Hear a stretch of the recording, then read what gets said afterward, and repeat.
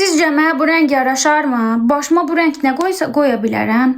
Başıma bu rəng nəsə qoysam, şal falan, amma yoxdur. Hamı hayır yazır.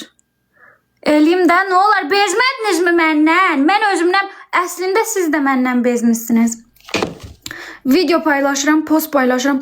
Niyə yetər bu saç modelini görməkdən bezdik, yorulduq, saç modelini değiş artıq deyən siz deyilsiniz. İndi mənə yeyirsiniz eləmə deyə. Bir de sakın yazanlar var. Bu daha güzel. Değiş. Yap. Yap. İndi gaza geldiler. İndi gaza geldiler.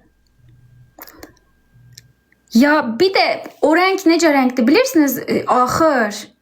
O renk axır. Yani ömürlük değil, açmırsan saçının rengini. Deneyirsən yapay zeka ile. Ben bir defa yapay zeka ile eləmiştim de çok güzel olmuştu. Ama tam bakır değildi.